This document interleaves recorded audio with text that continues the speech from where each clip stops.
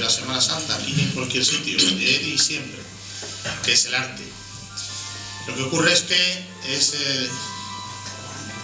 es inevitable decirlo, que hablar de arte, hablar de Semana Santa en Cieza, pues nos remite inevitablemente a una persona que debería estar aquí, en esta mesa esta noche, que es Ana María Ruiz, a quien echamos de menos, porque hablar de este asunto sin ella ya cuesta, porque en muchos sentidos abrió el camino para la consideración y puesta en valor del arte de la Semana Santa de Cieza y lleva muchos años defendiéndolo, y desde aquí nos mandamos todo nuestro cariño y todo nuestro apoyo para que pues esta pequeña crisis de salud especialmente llamativa que tiene estos días pues la pueda superar con el arrojo de siempre. A ver si quiere el Señor que esos tambores que ya suenan por las calles la llevan en volandas a que pueda disfrutar de la Semana Santa con nosotros.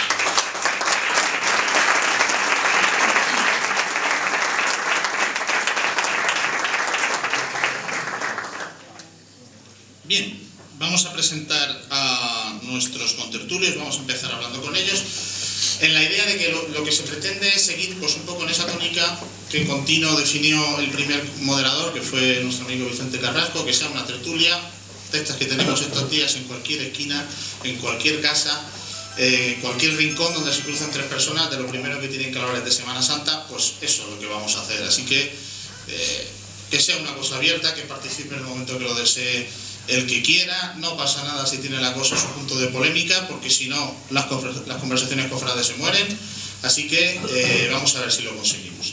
En primer lugar, dejadme que os presente, aunque muchos la conocéis, a una paisana, a Isabel Gómez de Rueda, que es chisana, que es doctora en Historia del Arte, o sea que nos remitimos en primer lugar a la autoridad académica, diplomada en Teología también, que ha sido profesora en la universidad, que fue una pieza capital de ese fantástico proyecto Huellas, de extraordinaria envergadura, que llevó ella casi de primera mano durante mucho tiempo, de un tiempo especialmente próspero, especialmente fecundo, que últimamente pues se ha decantado en el estudio de la escultura religiosa a través de una obra especialmente sobresaliente del patrimonio de la región de Murcia, que es el Belén de Salcillo, en esa obra que se llama El Belén de Salcillo, y además que tiene un subtítulo muy llamativo, muy seductor, Capricho de un mecenas. Estamos seguros que a lo largo de la noche quizá encontremos ocasión para poder aclarar un poco el porqué, porque esto de los mecenas tiene también mucho que ver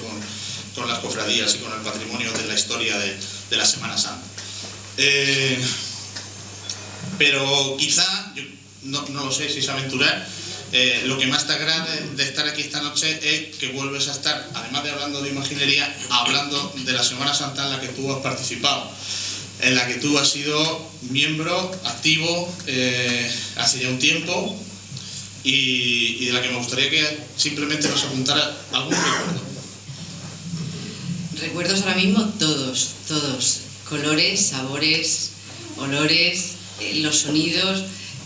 Hace muchísimo tiempo que no vengo por aquí, de hecho este año quiero pasar aquí la Semana Santa, y he vivido fuera de Murcia muchos años, y cada vez he añorado mucho más la Semana Santa de aquí.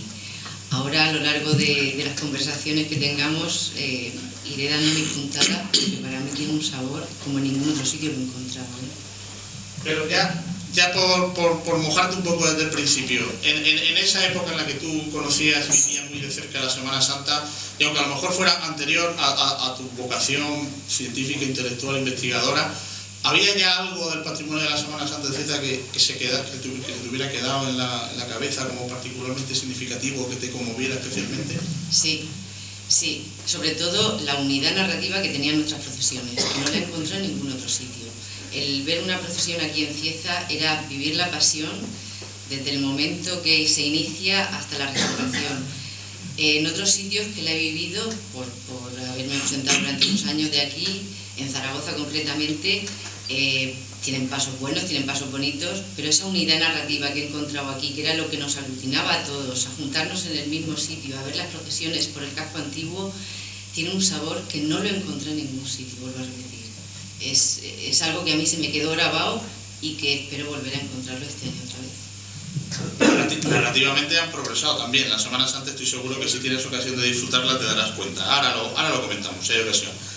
Dejadme que os presente, aunque no sería necesario, a un viejo conocido nuestro, por los años que hace ya de sus primeras participaciones en actos de esta naturaleza en nuestra Semana Santa, que es José Emilio Rubio Román, que parece ser que de vez en cuando encuentra hueco entre todas sus responsabilidades y actividades cofrades y consigue trabajar en la comunidad autónoma, en el gabinete del presidente. Antes ha estado en otras consejerías. Ya sabéis que su vocación principal ha sido el periodismo, estuvo trabajando en el Diario 16, estudió Derecho, como yo, en Murcia, y realmente pues puede considerarse la figura principal desde el punto de vista de la actividad cofrade de nuestra región. Lleva siendo directivo con mínimas intermitencias de una de las cofradías principales de la sangre desde hace muchísimos años, desde 1979, se ha llovido ya, ahora mismo es vicepresidente de esa cofradía. Fue fundador de la cofradía del Yacente, también fue 10 años presidente de esa cofradía. Ha sido nazareno del año en la Semana Santa de Murcia.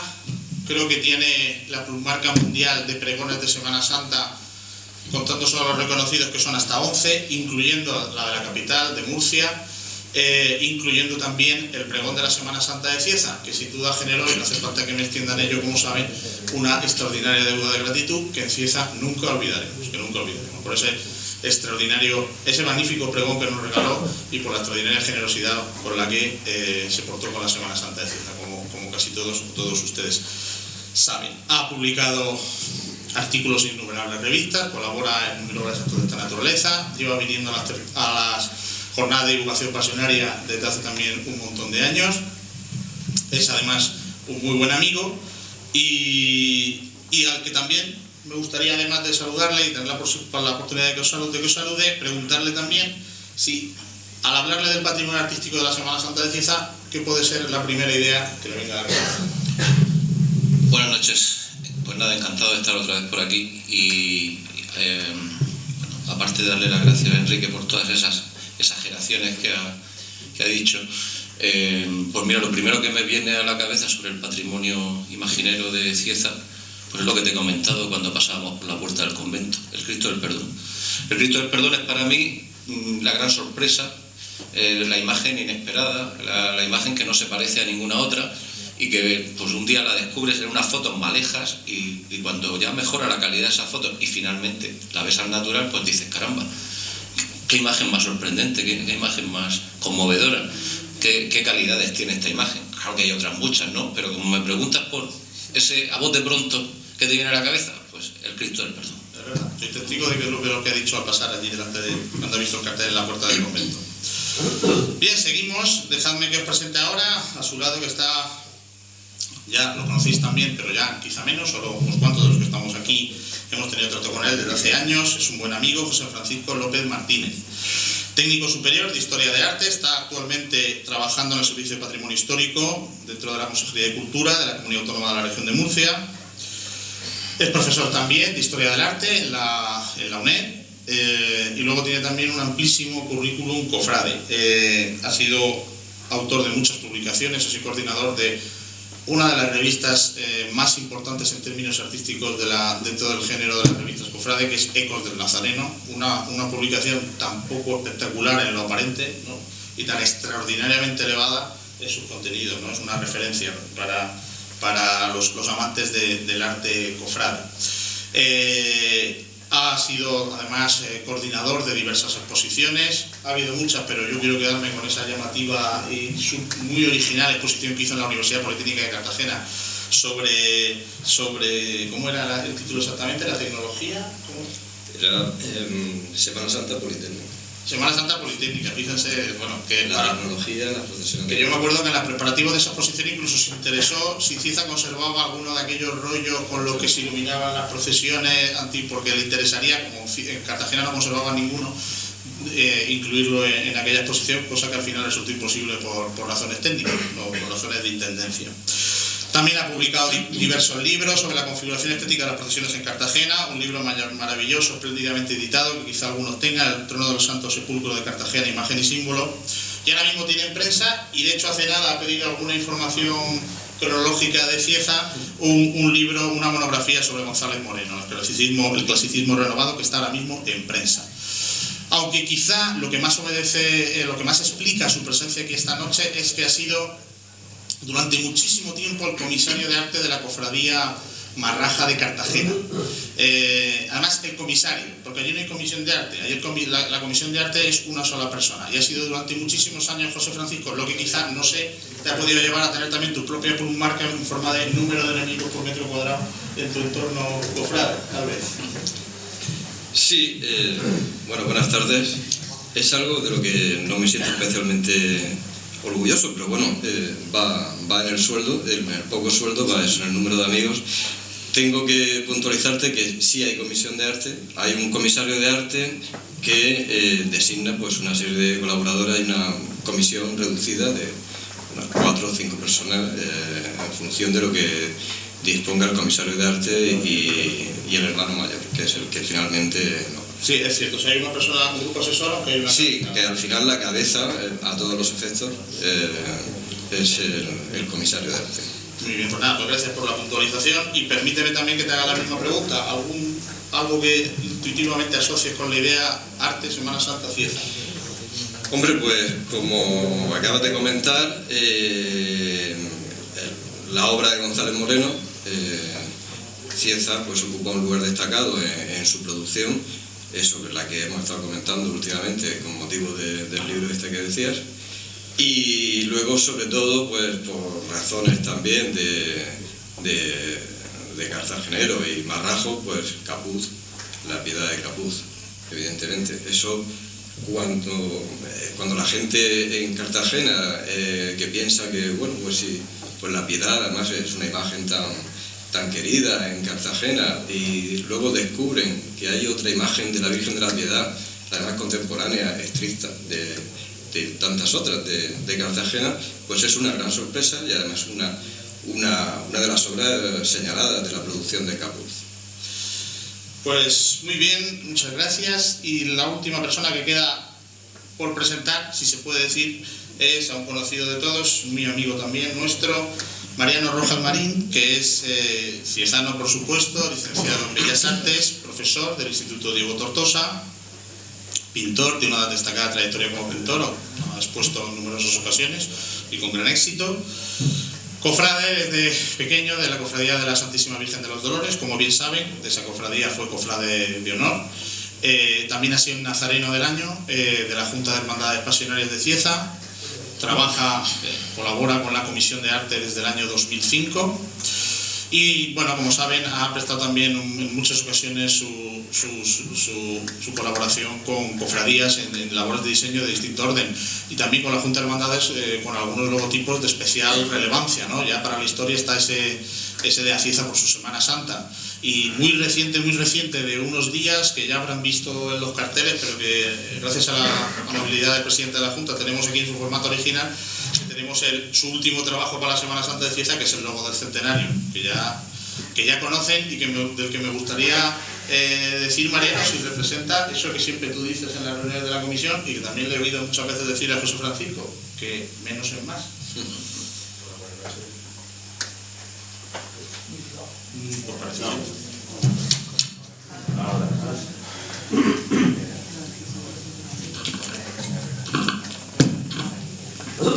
Bueno, ya por... Vale.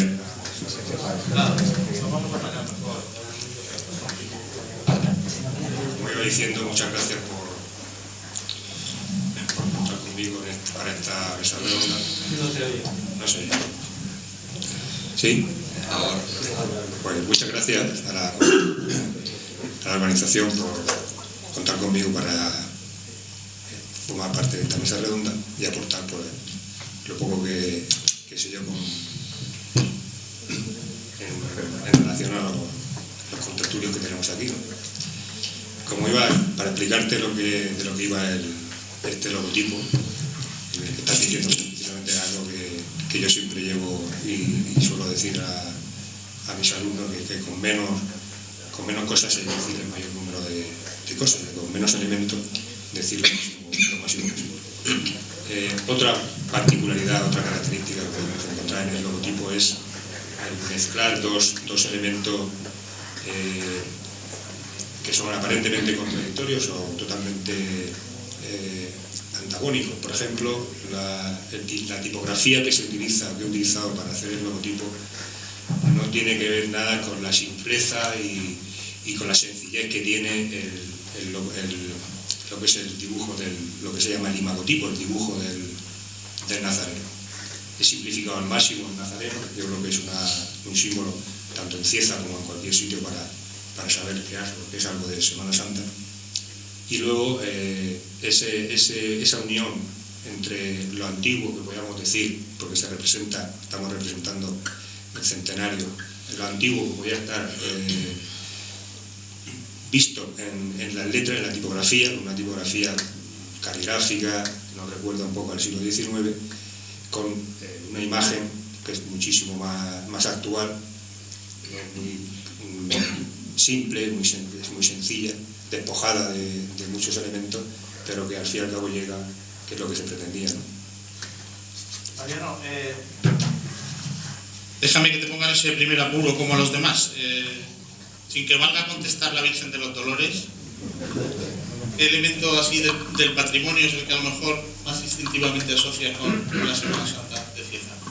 Yo un elemento individual no veo. Yo lo que veo es precisamente la variedad de elementos que tenemos en las procesiones de Cieza.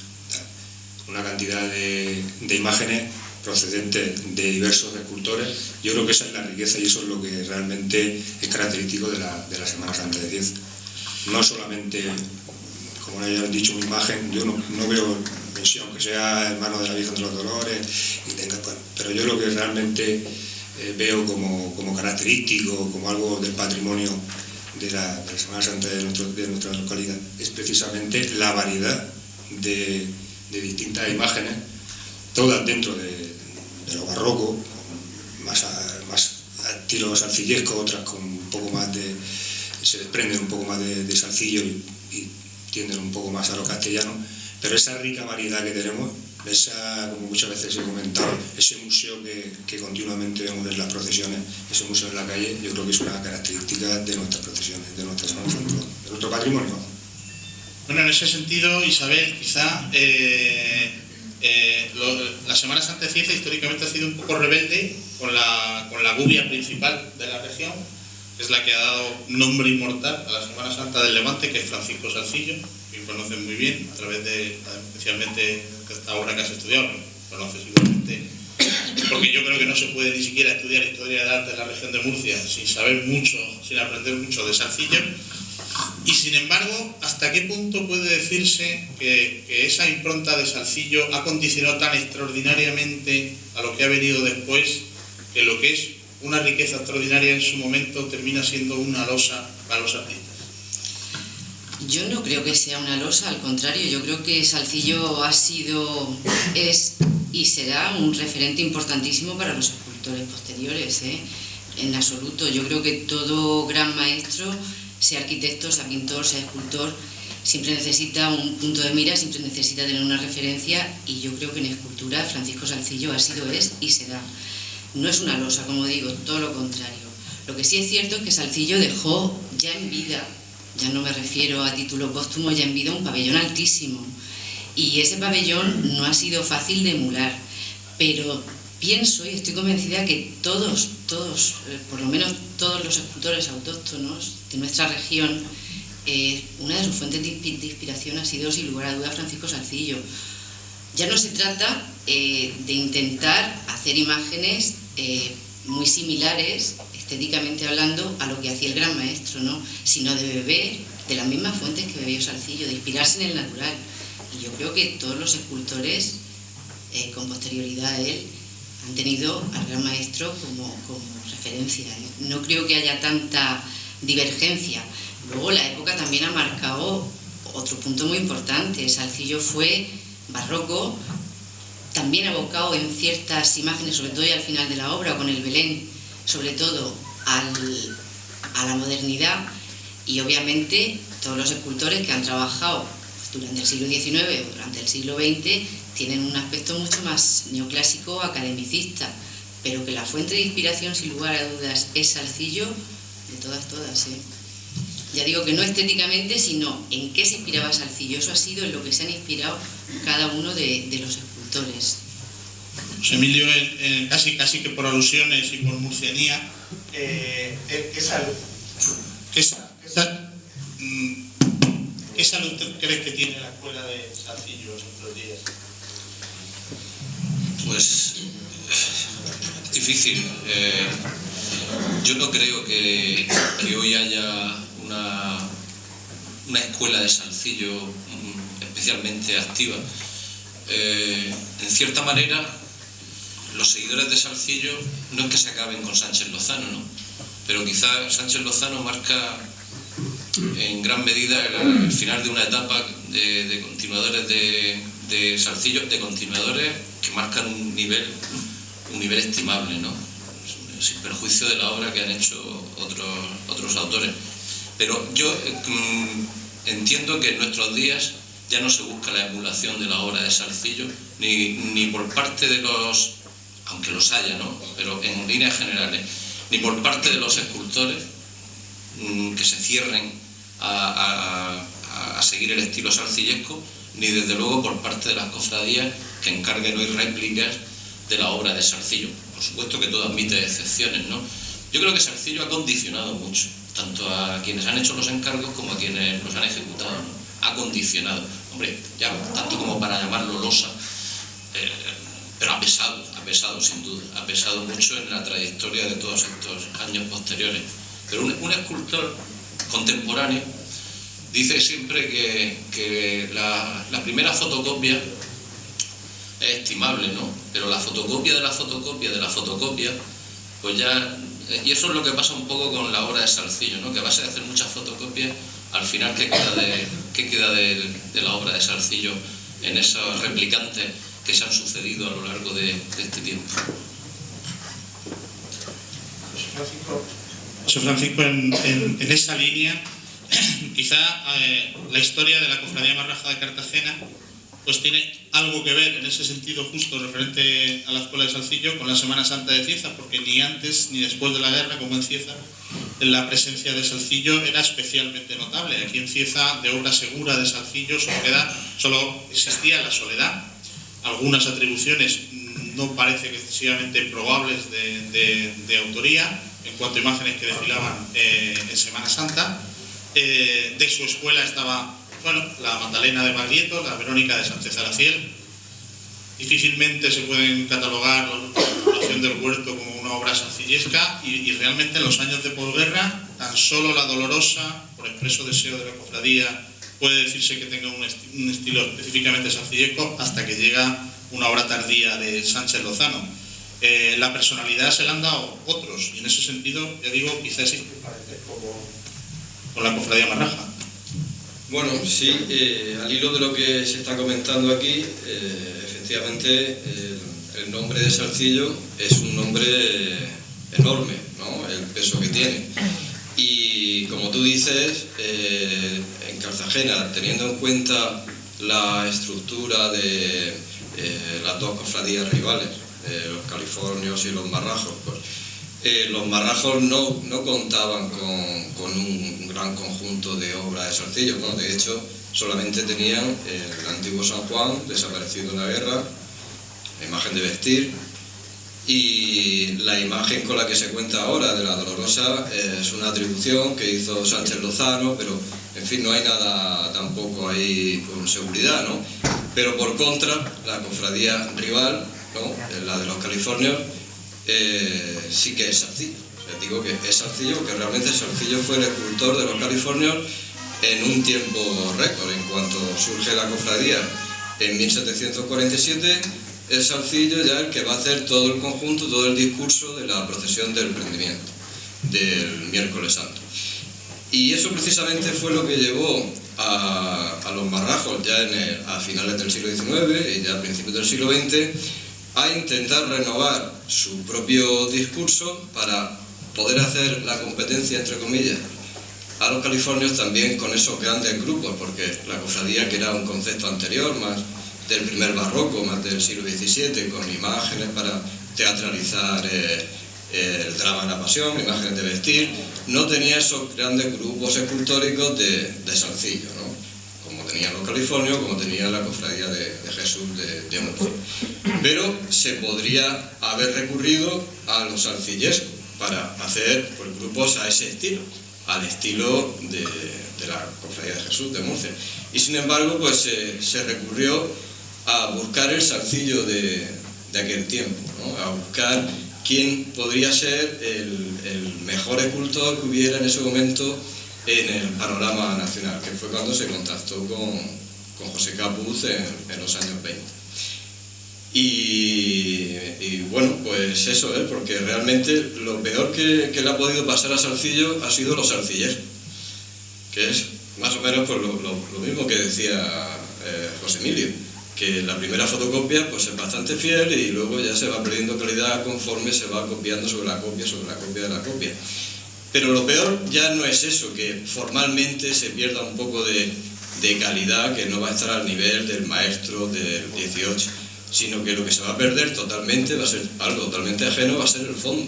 La forma puede ser salcillesca, pero no va a tener el espíritu de la obra del siglo XVIII, ¿no? Eso es un contrasentido, intentar hacer una obra con un sentimiento del barroco o del rococó en 2014, ¿no? Entonces, en ese sentido, Salcillo tiene su momento, incluso los salcillescos dentro del historicismo podría tener su momento a lo largo del siglo XIX, pero yo creo que se cumple el ciclo en esa época. Antes de lanzarnos a este terreno, yo ya estoy asustado porque ya como te conozco y sé por dónde vas, ya no sé cómo vamos a terminar la noche. Vamos antes de salir de Salcillo a esta cuestión que apuntabas con el título de tu libro. La cuestión del mecenazgo durante mucho tiempo ha sido una cuestión crucial a la hora de la construcción del patrimonio artístico.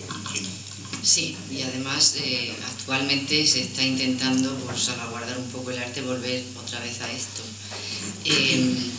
Salcillo, donde mejor demostró esto fue en la obra que supuso el final de su carrera profesional, ¿no? En el epílogo, que fue el Belén.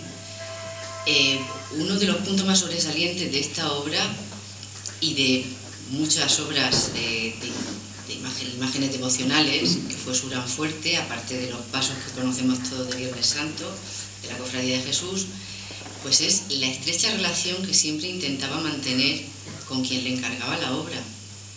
Ese mecenas, él le exigía al mecenas una comunión perfecta, es decir, tú me encargas a mí algo, yo tengo que captarte la idea y luego tú me tienes que permitir a mí las licencias que yo quiera a la hora de realizar. Yo creo que esa fue la clave del éxito de Salcillo. Y pienso que si hoy día, no sé si lo volveremos a retomar el tema aquí a lo largo de la noche,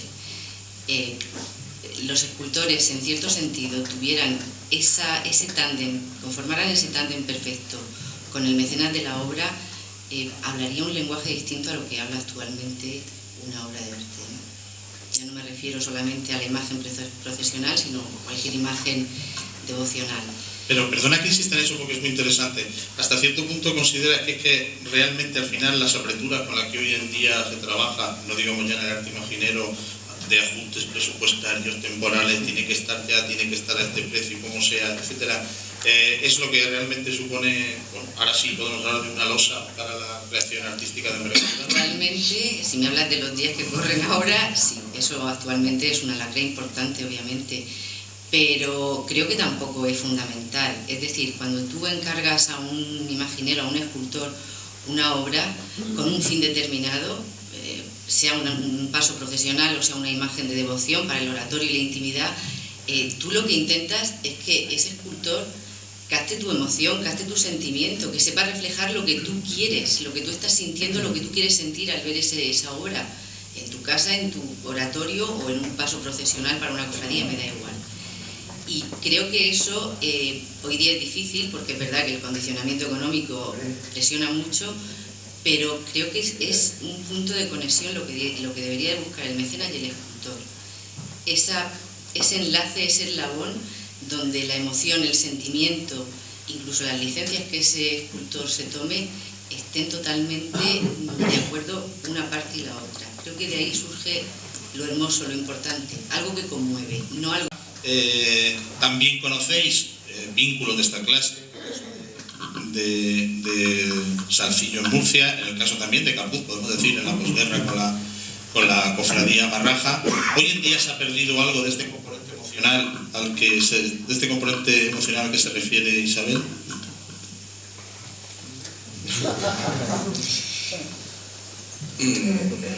Componente emocional. No sé, yo creo que es muy peligroso el mecenazgo. O sea, vamos a empezar a hacer un poco de polémica. Porque Esto en Cieza es lo que se llama echar un tronquico a la conversación para que no decaiga, para que el fuego vaya brillando.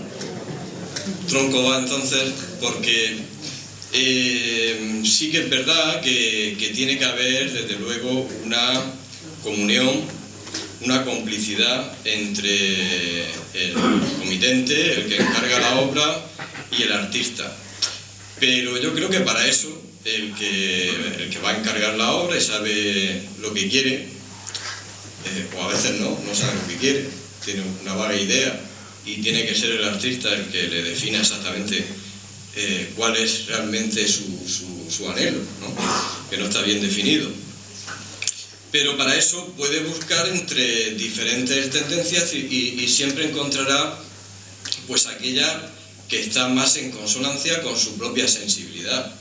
Pero eso puede llevar a una especie de paralización de la producción artística, porque sería lo que decíamos antes de los arcilleros. Es evidente la complicidad entre Salcillo y el pueblo en general, desde el siglo XVIII. Entonces, ¿por qué ha tenido tanto éxito lo salcillesco y por qué se ha repetido esos patrones de Salcillo? Pues porque el comitente lo pedía, porque quería una dolorosa al estilo de la dolorosa de Salcillo que hizo para la Cofradía de Jesús, o como la que hizo para los Californios, o la que hizo para tal sitio. Y así tenemos, pues no sé qué número de dolorosas hay, pero solo durante Sánchez Lozano para llenar varios museos. Entonces, otra cosa puede ser que el comitente tenga una idea de lo que desea para su procesión, de la idea que desea transmitir, el mensaje que quiere transmitir, ese fondo al que el escultor tendrá que dar la forma, ¿no? Y claro, para eso sí que tiene que haber, sí que creo que es efectivamente muy importante que haya esa complicidad entre el artista y la cofradía, o por lo menos la persona responsable de hacer ese encargo o ese seguimiento, ¿no? Eso efectivamente, por lo que tú apuntabas, ocurría más que al principio, antes de la guerra, con Capuz, cuando, a ver, no nos engañemos, cuando llegó el descendimiento, eso no podía ser que le gustara a la gente, cuando llegó en 1930. Bueno, sí gustaba a una élite, ¿no? Y bueno, lo que pasa es que esa élite se encargó de decir que aquello era bueno y ya pues nadie dijo que era malo. Y efectivamente... No creo que nadie se disgustara aquí si apuntáramos que con la piedad de Capuz pasó prácticamente... Claro, pero el gran logro de Capuz es conseguir no traicionar su propio estilo, su propia innovación, y sin embargo conseguir captar esa devoción popular. Lo que sí consigue con sus imágenes, más con otras imágenes, más con el nazareno, más con las imágenes de vestir, más tradicionales, pero que no por eso son tradicionales, ¿no?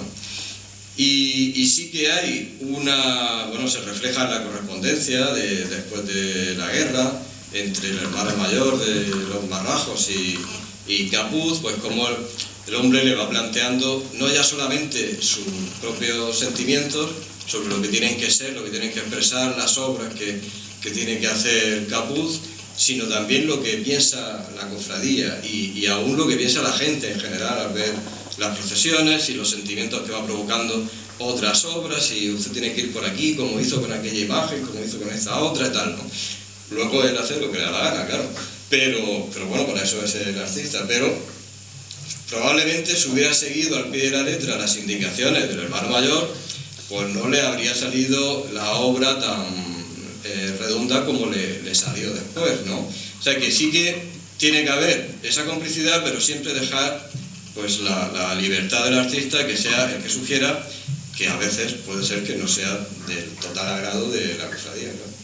Yo, lo que está diciendo José Francisco, yo creo que realmente la losa no era el estilo sencillesco, la losa era el mececano, la persona que iban a contratar la obra, porque quería, lo que tú has dicho, quería lo mismo que había visto. Entonces romper, porque el artista yo creo que nunca quiere copiar al pie de la letra, como ha dicho José Emilio, una obra, hacer una fotocopia de una obra, sino lo que quiere siempre es formarse en los modelos anteriores, pero siempre evolucionar. Entonces, a veces la gente que compraba o que pedía, las cofradías, los particulares que pedían esas obras, realmente yo creo que esa es la losa que ha caído sobre muchos artistas de los años 40 a los años 50. Por eso decía yo que no solamente era la comunión perfecta entre comitente y artista, ese eslabón emocional, sino que siempre pedía el escultor, pedía que sus licencias estuvieran ahí. O sea, efectivamente, y eso no sé por qué me ha tocado a mí esta noche ser la defensora de Salcillo, cuando yo admiro a muchísimos otros escultores también, pero bueno, vamos a romper una lanza a su favor esta noche. Salcillo, por ejemplo, en su Belén lo que hace es representar el Evangelio desde la Anunciación, es decir, desde el primer misterio hasta la huida de Egipto, cuando no tenía precedente alguno, cuando aquí en España no se había hecho nada así. Había grandes conjuntos donde se representaban los misterios principales, pero donde no había una secuencia narrativa. Y entonces él captó la idea de su mecenas, que había visto algo similar en la corte, porque lo había traído Carlos III, pero él se permitió sus propias licencias. Él no hizo una fotocopia de ese Belén que llegó con Carlos III a Madrid, sino que él, captando la idea de su comitente, hizo lo que le dio la gana, efectivamente, e innovó un conjunto que marcó un hito histórico y ha marcado en la historia del arte un antes y un después. Por eso decía que, al margen de esa comunión emocional, pues evidentemente los artistas se permitían sus propias licencias, que no fueron pocas en el caso de Salcillo.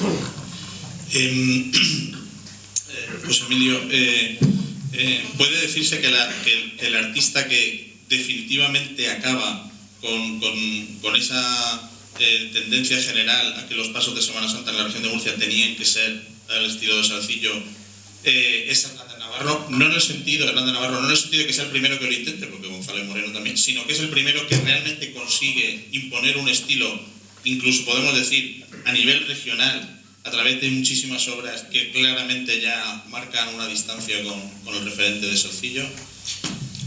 En gran medida sí, porque González Moreno o Planes, hablemos también de Planes, ¿por qué no?, son escultores que cogen su propio rumbo, su propia deriva, que no tiene nada que ver con la salcillesca, pero su producción es pequeña.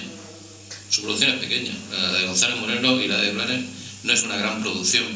El primero, que tiene una producción amplísima, extendida por toda la región, y que sigue su propio camino, y es un camino comúnmente aceptado, que se aparta, no rompe, pero se aparta deliberadamente de Salcillo, efectivamente Hernández Navarro, en mi opinión. Y bueno, pues no es poco eso, porque verdaderamente llegan los años 80 del siglo pasado y todavía somos muy deudores de Salcillo, al punto de que recuerdo una exposición del año 1983 en Caja Murcia, en Murcia, que se llamaba precisamente Pervivencia de Salcillo, y que reunía obra de una serie de autores, entre los que no estaba Hernández Navarro, pero sí Antonio Labaña, por ejemplo, y otros como Paco Liza, que eran pues eso, los escultores que seguían la senda de Salcillo con mayor o peor acierto, con mayor o menor personalidad, Y entonces tienes razón en apuntar que es Hernández Navarro el que definitivamente es un escultor con amplísima producción. Yo no sé si habrá alguien que tenga tanta producción en la Semana Santa de la región como él, creo que no. Y bueno, y ahí está, ¿no? Ahí está su obra y su evolución. Quería apuntar una cosa, al hilo de todo lo que se hablaba antes, una cosa que ha condicionado mucho, aparte por supuesto de que el comitente ha dicho quiero una virgen como esa, o quiero una oración en el huerto como la de Salcillo, que menudas han salido de ahí porque eran dolorosas todavía, pero hay oraciones del huerto que vaya. Son más dolorosas que las dolorosas, ciertamente. Ha sido muchas veces la superproducción de los propios artistas, pues ha derivado en el molde. Ha derivado en el molde. Y un modelo feliz y aplaudido, el propio autor lo ha repetido hasta la saciedad, a veces sin necesidad de que del encargo es profeso. Bueno, pero todos los escultores han utilizado modelos con ligeras variaciones en distintas obras. Sí. Pero estoy hablando de la multiplicación, sí. no ya de... Bueno, Hernández Navarro indudablemente tiene también ese carácter liberador. Se te oye muy bien. Eso. Yo creo que ese carácter liberador de Hernández Navarro que tiene en general, lo tiene también en Cieza, aunque llegó tardíamente, pero ese paso del encuentro tiene un papel fundamental en la historia artística de la Semana Santa de Cieza. Tenemos ahí a su impulsor, porque trajo Hernández Navarro a Cieza, Pascual Villa, que era presidente de la cofradía en ese momento, pero volveremos sobre eso un poquito más tarde, porque yo quiero volver ahora a una cosa que ha dicho Mariano al empezar y que me parece que estamos todos de acuerdo, pero que nos puede llevar a una reflexión que es la que voy a plantear ahora. Tú me has dicho, yo identifico la Semana Santa de Cieza artísticamente no con una imagen, sino con una nómina de artistas de primer nivel, ¿no? Un poco que los ha habido desde la posguerra hasta nuestros días y actualmente, ¿no? Hasta nuestros días, que no ha. Pero claro, eso nos lleva a que esa nómina, pues está Benedito, está Pinazo, está González Moreno y Carrillo, sobre todo en la posguerra, que son los más... está Sánchez Lozano, Vicens, está luego las aportaciones de los años 80 con García Mengual y Spiteri y Ortega, me dejo algunos seguro, y luego ya llega Hernández Navarro, Duarte, Romero Zafra, Bernal, Juste Navarro, discípulo de Hernández Navarro. ¿Cuál es el estilo artístico de la Semana Santa de Cieza en términos de imaginería? ¿Tiene una personalidad artística en el término de imaginería o no? Yo me atrevería a decir que no. Ya a la vista está que es la cantidad enorme de autores. Sí que es verdad que tenemos 8, si no me fallan las cuentas, hay 7 obras de González Moreno que tal vez entre González Moreno y Carrillo hay un total de 13 obras. Tal vez podría plantearse por ahí que hay una influencia, porque lo que vemos en la Semana Santa es González Moreno y Carrillo, por el número de obras. Son 13 obras de un total de 44, 13 obras son de González Moreno, Carrillo padre y Carrillo hijo. Por tanto, decir que hay un estilo en la imaginería, un estilo propio en la imaginería ciezana, yo creo que no existe, desde mi punto de vista. Es un muestrario de obras de artistas importantes de finales del siglo XX y muy importantes, sobre todo de principios del siglo XXI. Tenemos Luis Álvarez Duarte, y Romero Zafra, y nuestro ciezano Antonio Yuste, que está llamado a ser una persona, un artista importantísimo. Yo creo que por ahí podemos decir que es un punto de inflexión el que se está produciendo ahora, porque están trayendo obras, han traído obras desde el año 2000 hacia acá, unas obras que de los mejores, yo diría, de los mejores autores de la imaginería actual en el siglo XXI. Pero no, yo no creo que hay ningún estilo definido en la imaginería ciezana. Hay un compendio de muchos autores, evidentemente todos son con estilo barroco, otros más salcillescos, pero todo está dentro de ese estilo, porque eso es ahora, no sé si será el problema. En Semana Santa en la imaginería no se puede evolucionar, no se puede realizar, como aparece en otras esculturas, en otro tipo de escultura, una evolución hacia la abstracción, hacia la síntesis. No te puedes salir del barroco. Y ahora yo diría que estamos más barrocos que nunca. En lo último que ha venido es el siglo XVI. La encarnación de Yuste, las encarnaciones de Romero Zafra, estamos en el siglo XVI, siglo XVII. O sea, una fuerza en el color, en la grieta, en el dramatismo, que está muy alejado de lo que hace Salcillo, pero muchísimo alejado de lo que hace Salcillo, muy alejado de lo que ha hecho Hernández Navarro y muy alejado de lo de Gonzalo Moreno. O sea, el dramatismo de las dos últimas obras, y de una de Romero Zafra y otra de Yuste, yo creo que como os he dicho, ha marcado un punto de inflexión. Yo creo que estamos retrocediendo en el tiempo, estamos en el siglo XVII, en ese aspecto. Yo quiero hacer una puntualización aquí, porque estoy totalmente de acuerdo contigo en eso. Yo creo que si tenemos que catalogar a la Semana Santa ciezana de alguna manera, yo también la calificaría como ecléctica en cuanto a su imaginería, totalmente ecléctica, lo cual no quiere decir que no tenga su importancia, lo cual no quiere decir que no sea, para mí, vuelvo a repetir, única, tiene un sabor especial, tiene esa unidad narrativa con la que yo comenzaba al principio. Esto es muy difícil de encontrar en muchos sitios. La Semana Santa Andaluza, por ejemplo, tiene un encanto, son unos tronos muy barrocos, muy bonitos, mucha luz, mucho color, pero el hecho de que cada una de las imágenes salga de una iglesia, de que cada una haga un recorrido, de que cada una... Eso aquí no, aquí lo concentramos todo en un punto. Estoy hablando un poco también desde la emoción de estar muchos años fuera, de no haber continuado aquí viviendo esta etapa del año, y es por eso por lo que lo digo esta noche, no porque lo echo mucho de menos, ese reencuentro de todo el pueblo en el casco antiguo, cuando se apaga la luz a las 12 de la noche para que salga esa procesión del silencio, cuando todos nos quedamos en silencio, a lo mejor es el único momento en todo el año que lo podemos conseguir. ¿Qué más da que sea una Semana Santa estéticamente ecléctica si estamos consiguiendo una unión que en muy pocos sitios se consigue? Vamos a defenderla desde el punto de vista ese, ¿no? Bueno, que luego además, por muy Romero Zafra que sea, luego son ante los cizanos los que van del barco. Efectivamente. Es el escenario, la forma de arreglar las imágenes, de acompañarlas. Son los olores, son los sabores, ese olor a pan dormido que yo lo he echado muchísimo de menos. Ese, por supuesto que sí, y la emoción de la gente, ese domingo de resurrección que yo no lo he visto en ningún otro sitio, bailando los santos. Vamos a defender eso, no nos centremos tanto en lo que es la estética o la imaginería nuestra.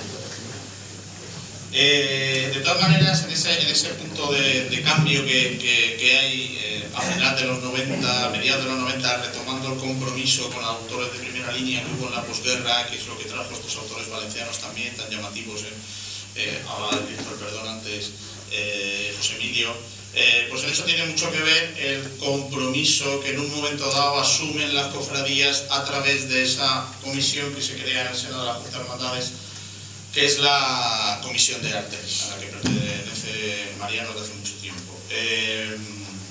Bueno, ¿qué fue lo que llevó, si lo quiere contar, puesto que está aquí el impulsor de la comisión, qué fue lo que llevó a las cofradías a admitir y a darse a sí mismas ese órgano regulador? Rafael, desde estas yo no sé en realidad quizá que lo vendimos muy bien y lo vendimos como algo muy necesario, porque de luego lo que sí ha demostrado el tiempo es que la Comisión de Arte, la labor de la Comisión de Arte es el pilar sobre el que se ha sustentado en los últimos 20 años la Semana Santa de Cieza en lo que a patrimonio se refiere. El que no vea eso no reconoce su Semana Santa. Eso es así de sencillo, pero también así de complicado, ¿no? Quizá ¿A qué responde aquello? Pues responde a dos problemas que se repiten en la Semana Santa de los pueblos pequeños como es el nuestro, que es el dinero y el tiempo. El tiempo porque todo el que pasa por una cofradía quiere dejar su huella, y no hay mejor manera de dejar una huella que levantar una escultura. Y el dinero porque además, como se dispone de poco, pues se quiere hacer de aquella manera. Entonces, lo cierto y verdad es que en aquel año 95, creo que fue cuando echó a andar la Comisión de Arte, pues había un clamor general alrededor de la Semana Santa en el sentido de que habían venido algunas obras y la gente consideraba que esas obras pues no estaban a la altura de lo que todos queríamos para nuestra Semana Santa. Y quizá por eso fue muy fácil convencer a la gente, porque lo difícil no fue convencer a la gente, lo difícil fue llevarlo luego a la práctica, y lo sigue siendo. Lo sigue siendo porque a nadie le gusta que le enmienden la plana.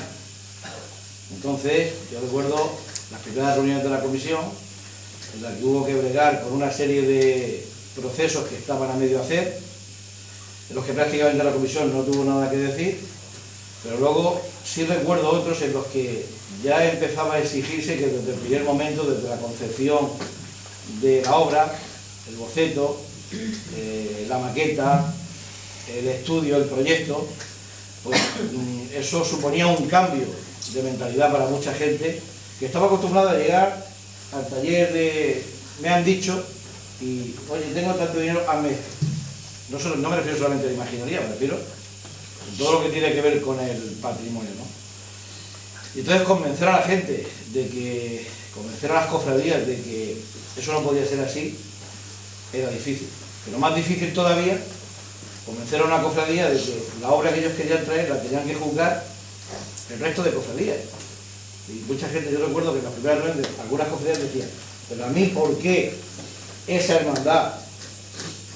¿O es que a mí esa hermandad me va a decir lo que yo puedo traer y lo que yo no puedo traer? Y al final creo que con esto sucede como en todo, ¿no? Que las cofradías se han ido haciendo a la idea, y la prueba evidente de ello pues es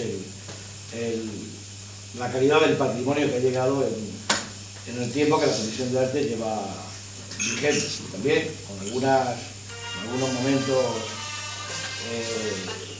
bueno, sí, que podemos soslayar, pero en todo caso es evidente lo que decía al principio, que la Comisión de Arte es el responsable, el órgano responsable de que nosotros tengamos hoy el patrimonio que tenemos. A mí no me cabe duda de que si no hubiese sido por la labor de ellos, pues posiblemente las cosas no hubieran ido por los caminos que han marchado este tiempo.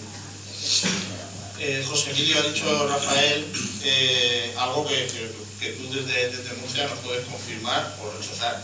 Esto de las prisas y el querer dejar el legado rápidamente es un exclusivo de los pueblos pequeños, como ha dicho Rafael. No, que va.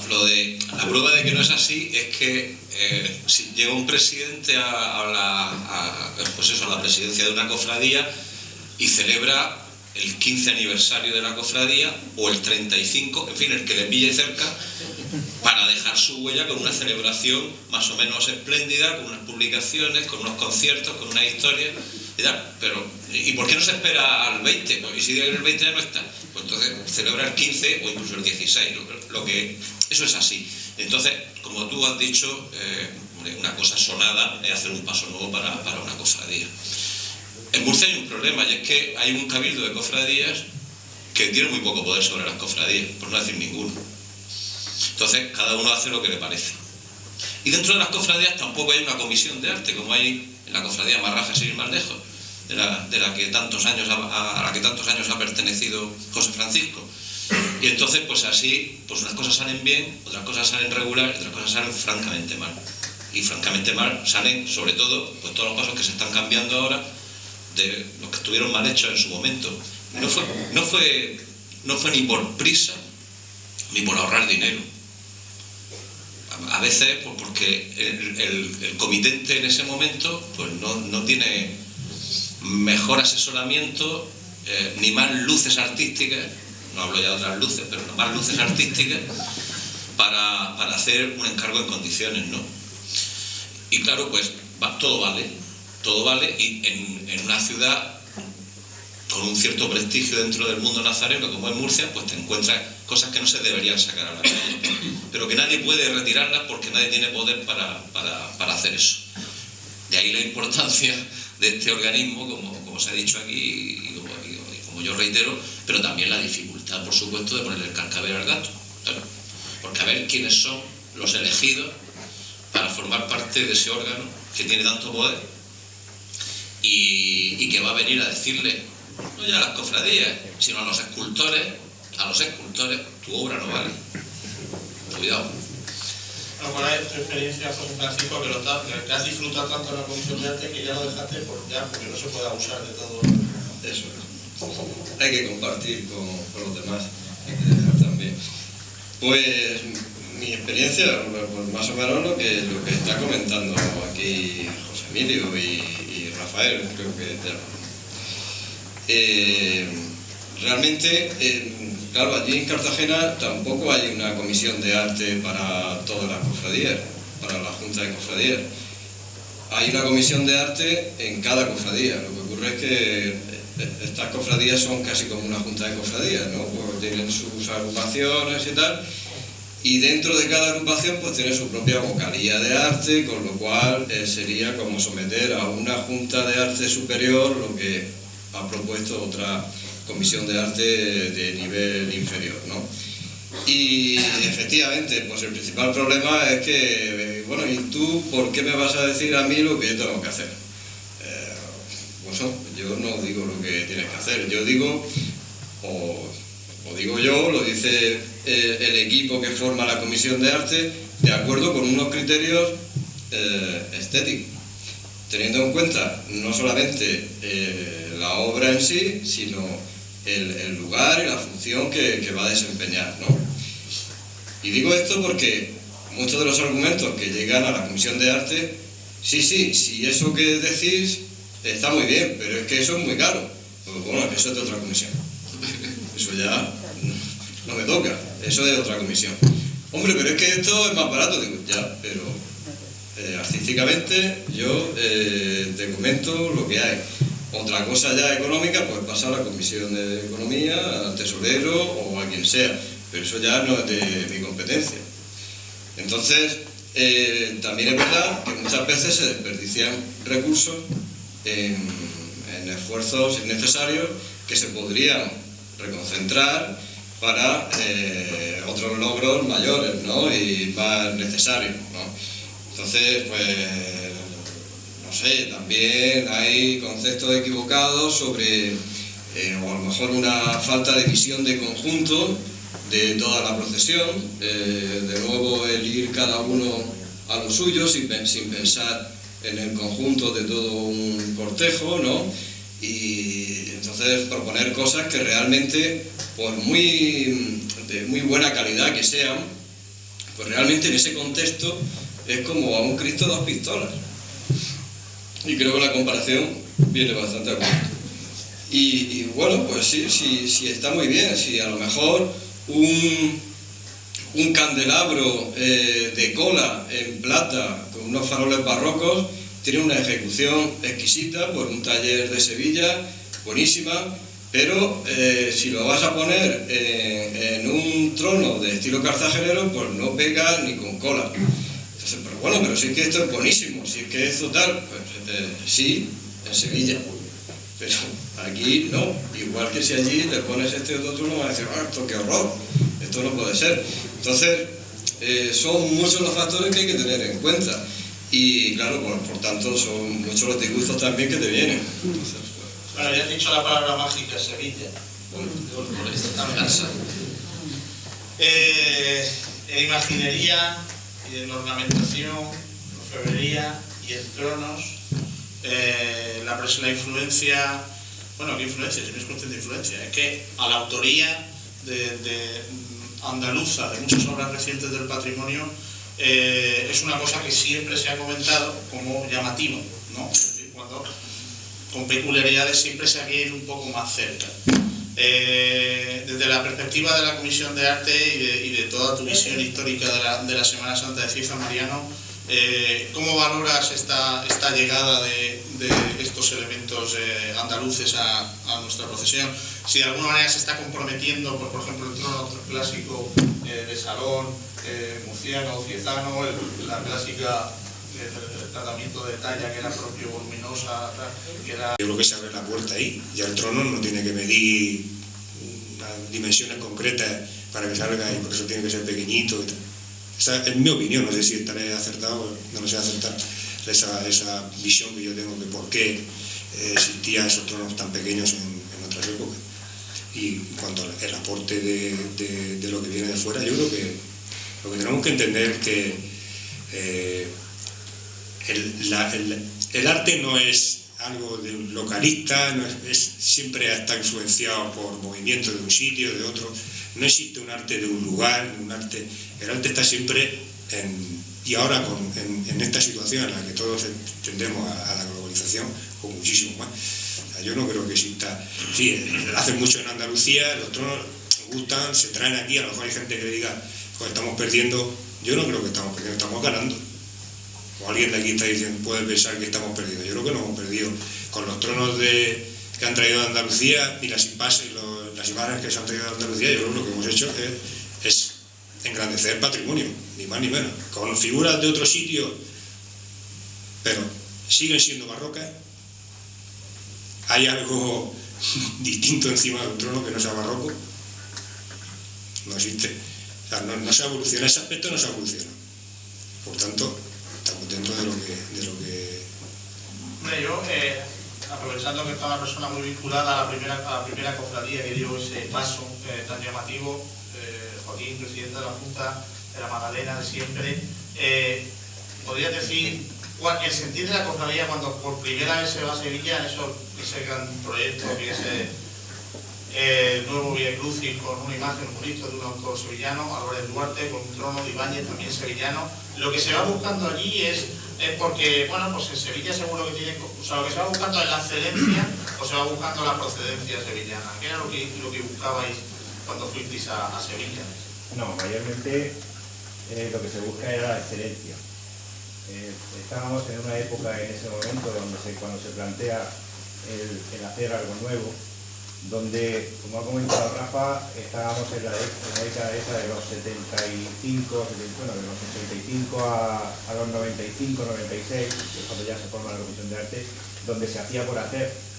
Aquí vale todo, me basta con que sea la imagen de Jesús o sea la imagen de un apóstol para que pueda procesionar. Y bueno, pues ahí en ese año 96 pues se producen una serie de circunstancias dentro de la Semana Santa previas a esa creación de la Comisión de Arte, donde bueno, pues había que romper con ese vale todo. Ese vale todo pues llega el año 98, 99, donde la Cofradía de la Hermandad de la Magdalena dice que hay que hacer algo, pues bueno, que se salga de lo que siempre se hacía. Y bueno, pues se estudia entre una serie de escultores imagineros, pues se busca esa excelencia. No se busca tengo que traer porque es el día de que esta cofradía pues quiere hacerlo mejor. No, se busca una excelencia para traer a Cieza algo distinto. Se estudian diversos imagineros y vamos a Sevilla. Vamos a que en ese momento la cofradía cree que es el mejor que hay. Se piensa en Luis Álvarez Duarte y nosotros, pues en cierto modo, somos los mecenas. Pero claro, nosotros cuando encargamos a Luis Álvarez Duarte el Cristo de la Sangre, decimos, queremos un Cristo vivo, queremos un Cristo dialogante y queremos la alegoría a ese recogida de la sangre. Creo que nosotros no influimos en ningún momento, como algunas veces se ha dicho, y en el pasado siempre se viene influyendo en la actitud del imaginero. Nosotros no influimos en ningún momento en esa concepción del Cristo de la Sangre. Bueno, se trajo algo excelente a nuestro parecer, creo que empieza a gustar. Y bueno, pues también él, en ese momento, en ese año 99-2000, pues fue el que nos plantea cómo debería ser el trono. Y también nos hace un boceto de lo que podía ser ese trono para ese Cristo. ¿Quién mejor para entender a un sevillano pues que otro sevillano? Y las dos cosas van unidas una con la otra. Creo que la conjunción de las dos obras son una excelencia para Cieza y una gran escultura. Eso había un camino que luego se continuó por otros propios dos autores con nuevos trabajos y luego, de alguna manera, pues algo parecido a lo que la Cofradía de San Pedro ha hecho con obras también de primer nivel en materia de tronos y luego en términos de imaginería también otras cofradías de Nazareno y la Verónica, en el caso de Romero Zafra, del propio Bernal. Y sin embargo, pues por ejemplo, José Emilio, la última vez que estuviste en este mismo sitio hablando de este mismo asunto, pues hablaste bueno, de que en esa operación, sin menoscabo de lo valiosamente artístico, se podía perder algo por el camino. Claro. Es un poco al hilo de lo que estaba diciendo José Francisco. Venga de Sevilla o venga de Zaragoza o de La Coruña. Es decir, una cosa es la valía artística de la obra y otra cosa es que tenga buen encaje donde la vas a situar. No ya en la ciudad que vas a situar, sino en el caso que hablábamos aquí de un trono para el Cristo de la Sangre, el Cristo de la Sangre de Murcia, digo, construido en Sevilla. Yo dije y reitero, lo que me interesa a mí es que le caiga bien al Cristo. ¿Y cómo le cae al Cristo al final? Pues para mí le viene grande, le viene grande. Entonces no me conforma del todo, pero no porque venga de Sevilla, sino porque los candelabros suben demasiado y se comen a un Cristo pequeño, y entonces pues a lo mejor lo que habría que hacer es levantar un poco más al Cristo para que sobresalga un poco más entre los candelabros. Bueno, por eso no me conforma del todo la solución, pero ya digo que el problema no es de dónde venga la obra, el problema no es la excelencia de la obra, el problema es que encaje al lugar, a la imagen, a donde va destinado. En ese sentido, José Francisco, no es que le tengan manía, por así decir, por ejemplo, a los imagineros andaluces, pero ¿tú crees que a la hora de buscar, por ejemplo, pero tú les encargarías un grupo escultórico para la Cofradía Marlaza de Cartagena? Yo le encargaría un grupo escultórico a un buen escultor, y me da igual de donde sea. Un buen escultor que no esté condicionado o muy condicionado por una escuela del pasado, porque hablábamos aquí de los arcillescos, pero bueno, en Andalucía también está puesta la máquina de hacer copias de Montañés, Juan de Mesa y tal, ¿no? Entonces, pero hay buenos escultores andaluces y jóvenes que realizan obra que por supuesto que está entroncada en esa escuela, pero aún estando entroncada en esa escuela y bebiendo de esas fuentes, no se ha cerrado a otras influencias de otras escuelas y de nuestro tiempo, ¿no? Hasta el punto de llegar ya a hacer una obra que es fácilmente reconocible y que aporta una novedad. O sea que y no necesariamente tiene que ser barroco. O sea, hay imágenes que no son barrocas, y en Cieza, hombre, González Moreno no es barroco. El grupo de la aparición a Magdalena, que a mí personalmente me encanta, eso no tiene nada de barroco. Puede tener de barroco en cuanto al espíritu, ¿no? A la idea del barroco, pero más por el cortejo procesional, por el papel que desempeñan, por la relación con el público, que por la forma barroca, ¿no? El estilo formal barroco no aparece ahí por ninguna parte, ni bueno, en el ECO. Sí, hay una idea barroca por ese Cristo interpelante, ¿no? Esa mirada, pero bueno, es una columna, es arquitectónico casi, ¿no? El Cristo. Son las últimas obras de González Moreno.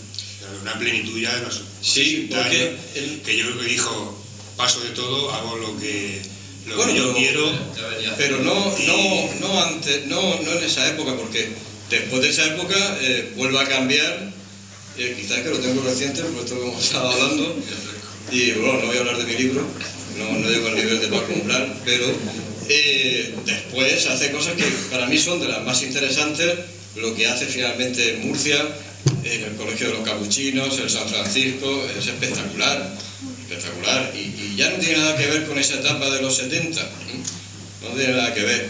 Y anteriormente, que sería su etapa de plenitud, ¿no? Más de ese clasicismo renovado, que es cuando hace, a partir sobre todo del gran grupo del lavatorio de los Colorados de Murcia, Las Hijas de Jerusalén y luego el Santo Entierro de Cartagena, ¿no? Anteriormente sí que tiene una producción más cercana a la tradición, pero también impuesto por las necesidades, por lo que decíamos, porque era una producción destinada a la sustitución de lo desaparecido y luego las prisas y que había que hacerlo y tenía otros muchos condicionantes.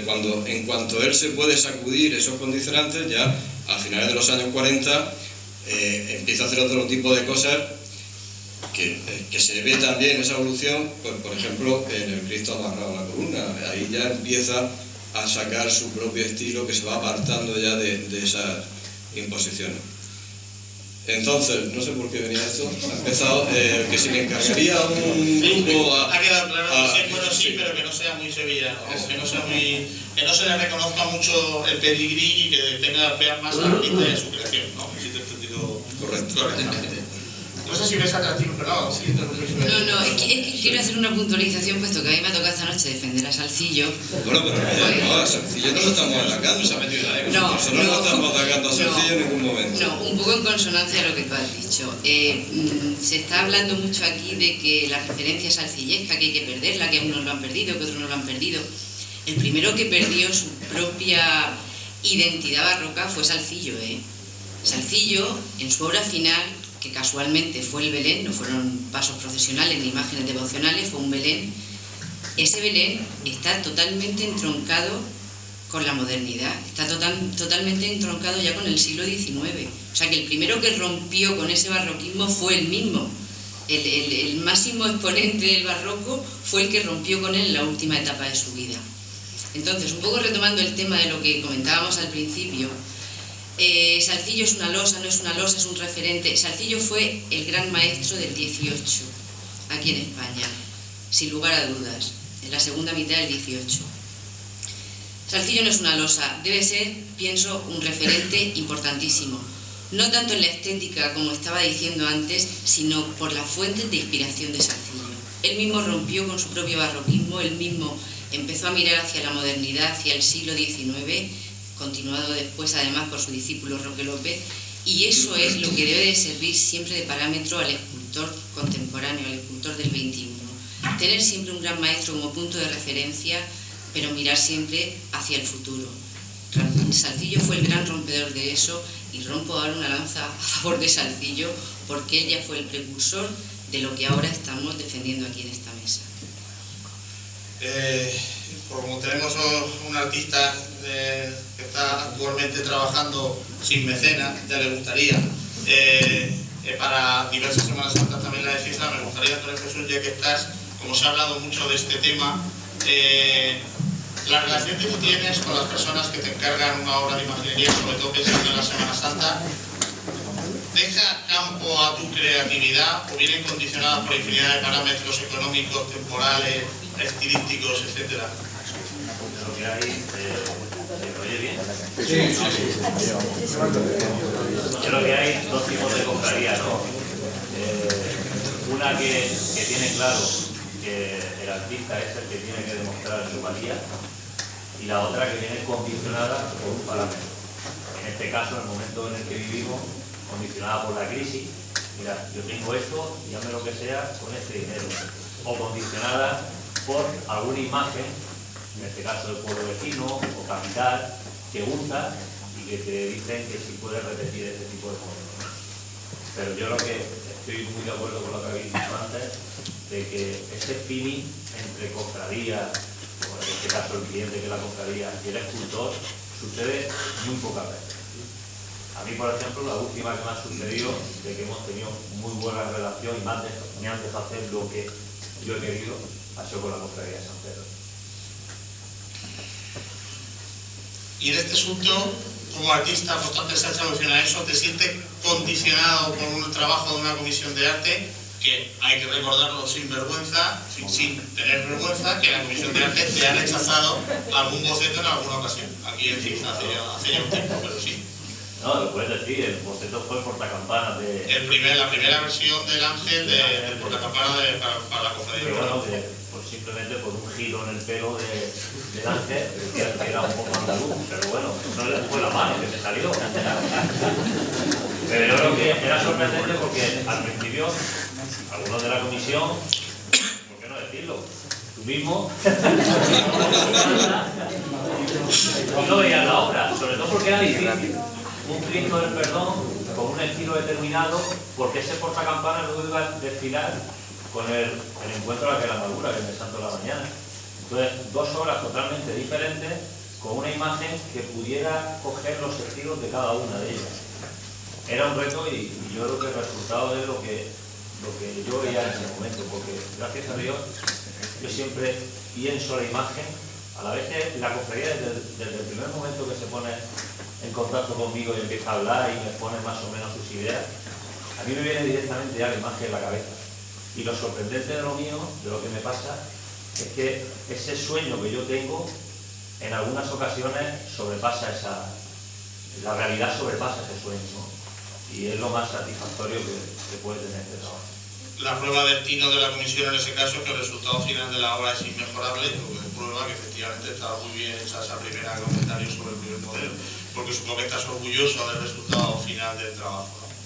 Sí, yo, hombre, me gusta estar contento con el resultado, pero que la cofradía también se quede contenta.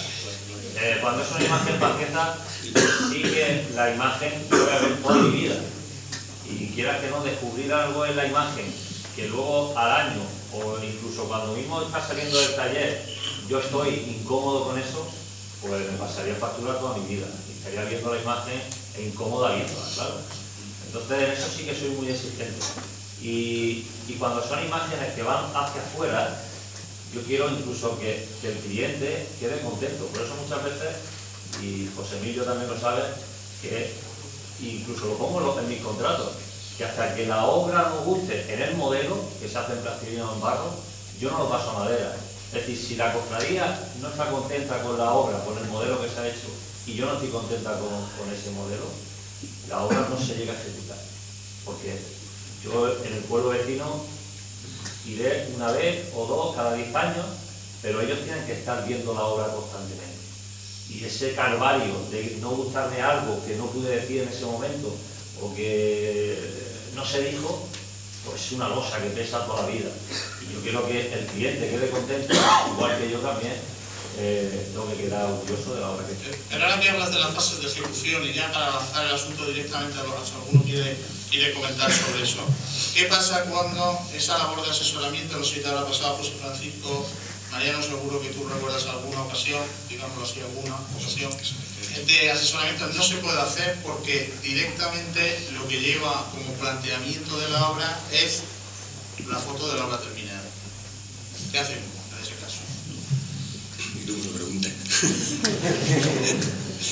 La verdad es que es un momento bastante complicado, ¿eh? Porque la obra se sabe que ya está terminada y es como cuando también hay momentos, ¿no?, que se puede comprar la obra y la cofradía se arriesga que luego la comisión se la echa hacia atrás. Bueno, la comisión, la asamblea de la Junta de Hermandades, ¿eh? La comisión solamente asesora, no echamos para atrás, ni hacia adelante ni hacia atrás. O sea, el último voto lo tiene siempre los presidentes de la Junta de Hermandades. Nosotros simplemente actuamos en plan asesoramiento. Entonces, cuando una obra ya viene terminada, aunque nos presenten fotografía o un boceto de algo que sabemos por otro lado que ya está terminado, pues la verdad es que parece que jugamos como el ratón y el gato. Parece que nos quieren engañar. Y al único que engañan realmente es a la propia Semana Santa. A la Comisión de Arte no la va a engañar. Engañan a la propia Semana Santa. Está engañándose a sí mismo. Porque creo que la comisión ha estado, como ha dicho Rafael, tenemos a la vista todo lo que se ha podido realizar del año 2000, incluso no, desde el año 95 hasta la actualidad, casi 20 años, y yo creo que no es fruto de la Comisión de Arte, es fruto de las cofradías. Son las primeras las que han puesto el dinero, las que se han movido para que la obra se vaya hacia adelante. Se ha supervisado por una persona en un momento y ahora por otra, yo creo que me lo vais a permitir, con gran acierto, aunque nos estemos echando flores encima, con gran acierto, pero lo que yo creo que jugar con las cartas boca abajo, pues me parece que no es de recibo. Quizás Rafael quiere decir algo. De todas maneras, si hay personas vinculadas a cofradías directivas que tienen algo que decirle, ¿por qué a veces se ve en la tesitura de no poder contar con la Comisión de Arte antes de que la obra esté avanzada? Quizás, pues, con toda libertad, que se sientan plenamente libres para decir, bueno, es que no tenéis cuenta a veces tal circunstancia o tal otra que se puede dar, es decir, con toda libertad, el que quiera directamente sin pedirlo que hable. En todo caso, Rafael, ¿sabías? Bueno, yo quería añadir un par de cuestiones que tienen que ver con la Comisión de Arte. La primera, que toda acción tiene una reacción. Y hay una cosa que todavía no nos hemos conseguido quitar del medio en nuestra Semana Santa. Y es no empezar una obra antes de que la Comisión emita su juicio orientador y la Asamblea del visto bueno. Eso todavía no hemos conseguido que sea automático. Y efectivamente, como tú decías, hay muchas obras que llegan, nos llega la maqueta, pues una fotografía de la obra terminada. Y eso es un problema para la comisión. Y lo ha sido en algunas ocasiones. Es por tanto un problema de que las cofradías, esa dualidad que a veces cuesta explicar, las cofradías admiten la Comisión de Arte, pero jugamos, lo meto yo también, jugamos siempre al límite de la legalidad. Apuramos hasta el último momento. Vuelvo a insistir, porque a nadie le gusta que le mientan la plana. Viene una obra a terminar y entonces si ponemos la puntilla en determinado sitio, como ha pasado algunas veces, oye, la obra en general está muy bien, pero si ponemos un pero, que con la obra que yo he querido poner un pero, pues a veces tienen el pero. ¿Cuál es el problema de ese pero? Pues que las cofradías quizás tampoco han terminado de utilizar la comisión como el elemento orientador que es.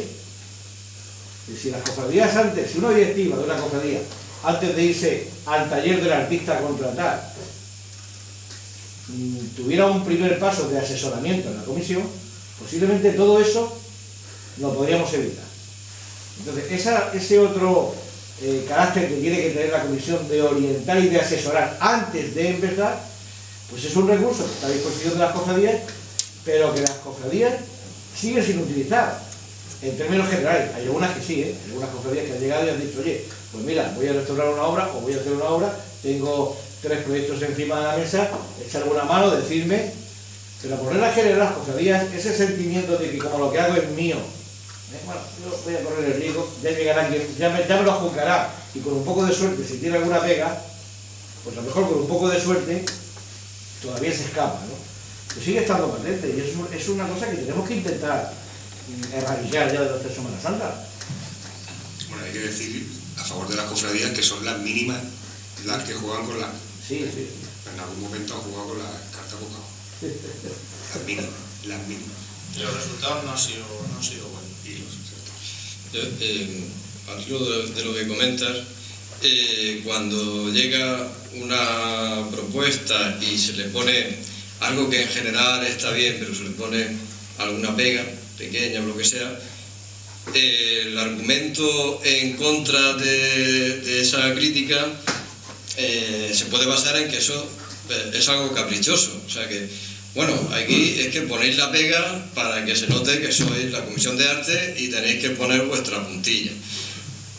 Entonces creo que para evitar eso, la Comisión de Arte siempre tiene que argumentar muy bien sus conclusiones con criterios estrictamente artísticos. Completamente de acuerdo. Porque si no, es muy vulnerable, porque ¿por qué va a ser mejor mi criterio que el tuyo? O sea, pues todo el mundo opina. Entonces viene también la frase famosa, dice, es que eso es cuestión de gusto. Y sobre gusto, pues no hay nada escrito. Y sobre gusto hay un montón escrito, hay que leérselo, ¿no? Pero que no es cuestión de gusto personal, luego cada uno podrá gustarle más una cosa u otra, tal. Pero independientemente de que te guste más o menos, siempre habrá que utilizar unos argumentos objetivos, que se puede, para saber si la obra tiene la calidad, la coherencia con la que se está presentando, ¿no? Pero, ya digo, tiene que ser siempre con criterios estrictamente artísticos, estéticos, que no se pueda derribar con cualquier otra cosa. Y luego también que... una cosa es hacer un grupo escultórico, una imagen, bueno, eso es algo muy gordo. Entonces ahí no suele haber problema, creo yo, en ningún sitio con las comisiones de arte. Porque, bueno, si al final la cosa no sale todo lo bien que era de esperar, porque eso siempre puede pasar, porque las referencias son pues la trayectoria del artista, ver otras obras que ha hecho y tienes que confiar con el proyecto que te presenta. Si enlaza eso con lo que tú deseas y conociendo la trayectoria, pues tienes que confiar que va a salir algo de esa misma calidad, con su estilo, que te convence perfectamente. Puede ser que luego pues no salga tan bien, pero bueno, eso es un riesgo que hay que asumir. Pero yo creo que el problema está más en otras cosas que se consideran menores y que por ser mucho más fácil de hacer, pues ahí sí que se toma la iniciativa por libre, ¿no? Y eso a la larga es mucho peor, porque un grupo escultórico destaca mucho, y si es malo, pues enseguida siempre se va a estar intentando sustituir, eso va a saltar a la vista a cualquiera, ¿no? Pero si ya empezamos con bordados de mala calidad, con elementos de orfebrería inadecuados, no digo ya que no sean buenos, sino inadecuados para el sitio, para la función que tiene o demás. Ahí es más difícil porque además son cosas más asequibles, que siempre puede haber alguien que diga yo lo pago. Pues bueno, y entonces el argumento es que esto no lo regalan. Bueno, pues son regalos envenenados. Entonces, claro, eso son los mecenas peligrosos. Entonces, ahí es donde está el peligro, y ahí es donde sí que suelen venir a las comisiones de arte proyectos ya realizados, que ahí desde luego la comisión tiene que ser inflexible, porque es la única manera de marcar esa costumbre de que todo pase por el asesoramiento previo de la comisión de arte, no que se remita ya a la política de hechos consumados. Porque además sucede muchas veces que el regalo no es un regalo verdadero, es la excusa que te ponen también para contribuir a que aquellos que saben que no tienen la calidad que tiene que tener, salgan adelante. Bueno, eso... Es que me lo han regalado. Es que eso no sé. Y a veces apoyado también por el amiguismo que existe entre los votantes. Claro, por eso digo que los argumentos de la Comisión de Arte tienen que ser objetivos y solamente estéticos. Ahí me gustaría preguntar y dejar ahí una visión de futuro, hacia dónde se encaminan ahora las cofradías, hacia qué estilo creéis que puede ser el que va a venir más inmediato. Bueno, vamos a ver, yo creo que tenemos, en el caso concreto de Cieza, al margen de lo que se pueda seguir encargando fuera de Cieza, que hay escultores con argumento y con calidad para hacerlo. Yo creo que esa obra que está ahí, no es porque esté el autor delante, marca un hito porque es una obra de gran calidad hecha por un ciezano, ¿no? Entonces yo creo que abre la puerta a una producción importante, ¿no?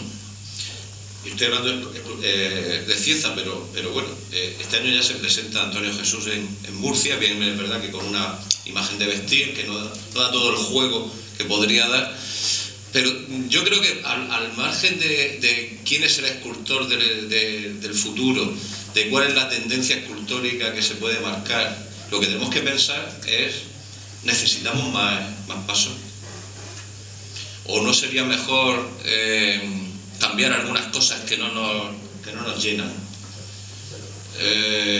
¿Quién va a sacar todos esos pasos a la calle si viene una crisis no económica, que demasiado bien hemos pasado por ella? Estoy hablando estrictamente del nivel del ambiente nazareno, por supuesto, sino una crisis de valores que nos pongan aprietos para sacar las procesiones a la calle. Entonces, yo creo que la pregunta es, ¿necesitamos más pasos, necesitamos más procesiones, necesitamos más cofradías? ¿O es mejor que mejoremos lo que ya tenemos, que enriquezcamos lo que ya tenemos? Yo creo que esa es una pregunta que tiene que flotar en el ambiente de cualquier cofradía a la hora de plantearse nuevos encargos. Si queréis aportar esto que sea. Me gustaría que Ha tenido en cuenta la necesidad de sacar un paso más a la calle, o ha tenido en cuenta realmente el valor estético y el sentimiento que ese paso va a provocar en el pueblo. Yo cuando lo vi, además estaba situado al lado de una piedad, creo recordar, y me quedé un poco así, dije, ¿por qué esto? O sea, ¿por qué con el afán de la modernidad, de contratar gente nueva, que lo pueden hacer fenomenal, ojo, que yo no digo eso, al contrario, apuesto por ello, pero ¿por qué ese rompimiento? ¿Por qué se quiere romper con el 18 cuando es el meollo de la cuestión? Y me refiero en concreto, por favor, que no se ofenda a nadie, pero me refiero en concreto al paso de, me parece que era el descendimiento de Cristo. Hay un sayón que es el que lo está desatando, está así con el culete un poco en pompa, que realmente tú comparas eso con una imagen, ya no digo salcilleja, con una imagen del 18 y el estudio de los pliegues, de las nervaduras, de las carnaciones, esas policromías, no tienen nada que ver, nada que ver. Puede haber una obra del siglo XXI, a finales del XXI, que sea una eclosión, y puede haber obras como las ha habido del 18 que no han pasado la historia para nada. Pero no perdamos nunca ese referente. Y dentro del eclecticismo que tenemos, pues vamos a conservar lo que hay, y si apostamos en un futuro o en un futuro reciente a contratar algo más, a intentar sacar un paso más, que esa raigambre 18esca no se pierda, porque es lo que realmente conmueve. ¿Hacia dónde vamos? No lo sé. Esa obra que hace referencia fue anterior a la creación de la Comisión de Arte. Fue en el año 93 y la Comisión de Arte se creó en el poco anterior. Bueno, José, si te fijas un poco la que justo terminó la Comisión de Arte. Y dado esto que se hablaba de la renovación del patrimonio, y si el presidente de la cofradía que está aquí presente no veo que me hace ningún gesto hostil con la cabeza, pues se puede decir, porque es conocido ya por la cofradía, por la asamblea y por la Comisión de Arte y la Junta de Hermandades, que una de esas sustituciones está a la vuelta de la esquina, concretamente el paso del Santo Entierro, que si Dios quiere realizará Antonio José Navarro, lo que será probablemente pues el primer grupo escultórico de talla completa de una cierta envergadura en temática y en número de imágenes que se hace en la República. Cuando Dios quiera que así suceda. Bueno, evidentemente hemos abusado de la paciencia de todos. Yo no sé si alguien tiene que hacer alguna otra intervención por la libertad. Pues en tal caso lo que queda es agradecer vuestra presencia, vuestra paciencia, agradecer por supuesto a los que han venido, a los que todavía les espera un viaje de vuelta, el caso de Francisco de Cartagena todavía. Muchísimas gracias, ya sabéis que aquí tenéis vuestra casa, tenéis que venir en Semana Santa, en tu caso es inexcusable, contamos contigo. Y en vuestro caso pues también es inexcusable, porque no, y el José Emilio va a estar en este año, no es simpático, pues tiene que estar claro. Pues muchísimas gracias a todos y quedamos aplazados ya a la próxima tertulia de la semana que viene.